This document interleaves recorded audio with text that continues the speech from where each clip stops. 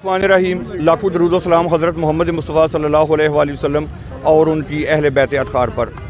अस्सलाम वालेकुम नाज़रीन, न्यूज़ पैलेस के साथ सैयद इब्रार नकवी आपकी खिदमत में हाज़िर है। नाज़रीन, इस दफ़ा 2024 के कौमी इलेक्शन कुछ इस तरह हुए। पहले तो हम देखते थे कि फ़लाँ हार गया, फ़लाँ जीत गया। अब क्या हुआ, रात गए तक। पहले तो मैं ये आपके गोशगुजार करना चाहता हूँ कि ये मेरा एक ऐसा वतन अज़ीज़ है जिसमें 8 घंटे में पोलिंग ख़त्म हो जाती है और 20-22 घंटे तक उसका जो रिज़ल्ट है वो ओपन नहीं होता। अभी तक कई हलकों में पोलिंग ही नहीं हुआ, अमला नहीं पहुंचा, और जहां वोटिंग हुई है, पोलिंग हुआ है, वहां के रिज़ल्ट मुकम्मल तौर पे अभी अपडेट नहीं हुए। और जो रिज़ल्ट ओपन हुए हैं, पहले हम देखते थे कि फ़लाँ साहब इतनी लीड से जीत गए। इस दफ़ा ऐसे हुआ है कि रात को जी एक साहब हैं वो 50,000 लीड के साथ आगे जा रहे हैं। सुबह देखा जी वो जनाब 80,000 वोट से हार गए हैं। अजीब तमाशा हुआ जनाब। मैं इस वक्त मौजूद हूँ गुजरात में, डिस्ट्रिक्ट गुजरात में। 4 सीटें थी कौमी की, पाकिस्तान तरीके इंसाफ की। आज़ाद उम्मीदवार थे, इमरान खान के हमायत याफ्ता 4 कौमी असम्बली के उम्मीदवार थे। उन चारों को एक प्लानिंग के तहत हरा दिया गया। मैं इस वक्त मौजूद हूँ ज़हूर पैलेस में। मोहतरमा सुमेरा इलाही का भी मैंने इंटरव्यू किया है। आज मोहतरमा सुमेरा इलाही ने शहर गुजरात में एक बहुत बड़ी रैली निकाली, रैली से खिताब किया और न्यूज़ पैलेस से गुफ्तगू करते हुए अगला लाहे अमल और अपना मौक़िफ़ भी बयान किया। हमारे साथ काफ़ी दोस्त मौजूद हैं। ज़हूर पैलेस में इस वक्त मौजूद हूँ और मेरे साथ एक मारूफ शख्सियत यूसी चपाला के गाँव चपाला से तल्लक है इनका। माशाल्लाह एक मारूफ शख्सियत के बेटे हैं, चौधरी गुलरेज़ वड़ाई साहब के साहबजादे जनाब फ़ख्र गुलरेज़ साहब। इनसे हम बात करते हैं और बाकी काफ़ी दोस्त मेरे साथ मौजूद हैं, इनसे भी हम बात ज़रूर करेंगे। अस्सलाम वालेकुम सर। जी, सबसे पहले तो इब्रार शाह साहब का शुक्रिया और उनकी जुर्रत को सलाम के इतनी मतलब है कि सख्ती के दौर में, जबकि यहाँ पर चारों तरफ पूरे शहर में पुलिस खड़ी हुई है और इन्होंने जो है पीटीआई की ये जो रिगिंग के ख़िलाफ़ मुहिम है उसका जो है वो साथ दे रहे हैं, उसको कवर कर रहे हैं। सबसे पहले तो इनकी शाह साहब की जुर्रत को सलाम। और दूसरे नंबर पर जितने भाई यहाँ पे मौजूद और यूसी चपाला से जितने लोग आए हैं और गुजरात से, उन सब का शुक्रिया। और रिगिंग के ख़िलाफ़ जो हमारा एहतजाज है उस पर बाद में करूँगा। सबसे पहले तो मैं मुबारकबाद देना चाहता हूँ कि हमारी अवाम में शऊर आ चुका है।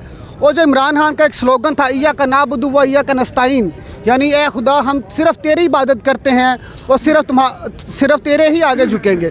तो इस गुजरात की अवाम ने, यूसी चपाला की अवाम ने, पाकिस्तान की अवाम ने ये साबित किया है कि वो किसी वटेरे लुटेरे जागीरदार के लिए कैंपेन नहीं करेंगे, ना उसको वोट देंगे। वोट देंगे तो सिर्फ हक और सच पर खड़े होने वाले लोगों के लिए वोट देंगे। और दूसरी बात, जहाँ तक ये रिगिंग की बात है, उसके खिलाफ तो हमारा एहतजाज जो है वो तब तक जारी रहेगा जब तक ओरिजिनल रिज़ल्ट्स कंपाइल नहीं हो जाते, ठीक है। और तब तक हम जो है इंशाल्लाह ताला सड़कों पे ही हैं और ना ही हम सरकारी मशीनरी को हम चैन बिस से भी बैठने नहीं देंगे। कल भी मेरा एहतजाज की कॉल है और इंशाल्लाह हम कल भी जो है वो सड़कों पर ही होंगे। और ये तब तक सुकून नहीं आना जब तक अवामी मैंडेट को सही मानों में तस्लीम नहीं किया जाता। पीटीआई के कारकुनान हैं, बड़े जोशीले कारकुनान हैं माशाल्लाह, अपने जज्बात पर काबू नहीं रख पा रहे। वो उनके हवाले से आप क्या कहना चाहेंगे? जी, मैं तो यही कहना चाहूँगा, सबसे पहले तो ये है कि हम किसी किस्म की कन्फ्रंट्रेशन ना सिक्योरिटी एजेंसी से चाहते हैं ना अपनी फ़ौज से चाहते हैं। हम अपनी फ़ौज के भी साथ हैं, सिक्योरिटी एजेंसी के भी साथ हैं। हम सिर्फ और सिर्फ बात कर रहे हैं कि जो अवाम ने वोट दिया है जिन लोगों को, अब उनकी रिस्पेक्ट करें। मतलब आप नताए जो सही हैं वो हमारे तक पहुंचाएं। इंसाफ जो है, हम तो इंसाफ लेने के लिए खड़े हुए ना, हमको लड़ना तो नहीं चाहते। लेकिन अगर जो बंदा गलत कर रहा है, ठीक है, मैं हायर ब्यूरोक्रेसी की बात करता हूँ। अब उनको तो हमने गलत कहना ही, हम कैसे कह दें कि फ़िरौन नहीं है। अगर हमने ये भी नहीं कहना कि फ़िरौन नहीं है तो बिल्ला न हमारी ज़िंदगी पर भी और हमारे मुसलमान होने पर भी।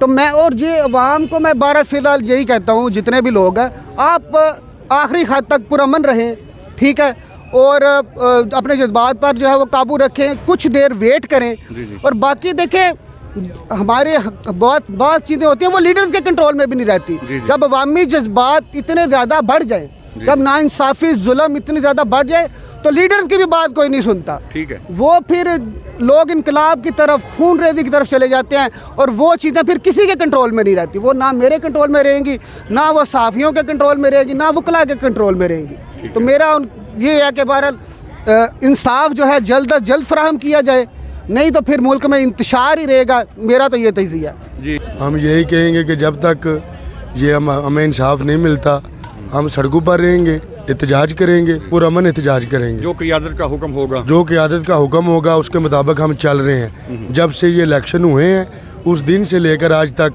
हम जा रहे हैं, पुरअमन एहतजाज कर रहे हैं। कल हमारे 2 बंदे भी शहीद हो गए हैं बेचारे, जिनका कोई कसूर नहीं था। उनके ही मुसल्लह अफराद आए हैं जिनके पास असला था और उन्होंने हम पर हमला किया है। तो हमारे 2 भाई जो हैं बेचारे शहीद हो गए हैं, एक की टांग के ऊपर गोली लगी है। लेकिन हम फिर भी पुरअमन है और हम एहतजाज करेंगे जब तक हमें इंसाफ नहीं मिलता। जी, बहुत शुक्रिया, थैंक यू। कान्हान जिंदाबाद, पाकिस्तान जिंदाबाद, पाक फौज जिंदाबाद। नाज़रीन, हमारे साथ मौजूद हैं प्रोफेसर हसन साहब, इनसे हम बात करते हैं। जी हसन साहब। अस्सलाम वालेकुम।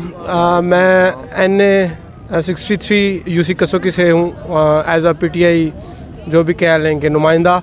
और रिगिंग के हवाले से आज हमारा प्रोटेस्ट था। तो स्टेट स्पॉन्सरशिप की हमने मिसाल देखी है कि DC ऑफिस को ऐसे इनक्लोज़ किया गया था जैसे किसी डिक्टेटर का दौर चल रहा है।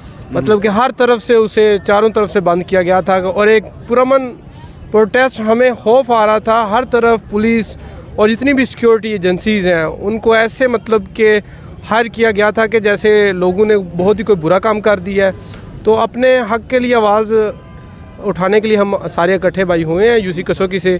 तो इंशाल्लाह हम इसी हक़ की आवाज़ को कंटिन्यू रखेंगे जब तक हमें हमारा हक़ वापस ना दिया जाएगा। इमरान खान जिंदाबाद, इमरान खान जिंदाबाद, इय्याका नअबुदु व इय्याका नस्तईन।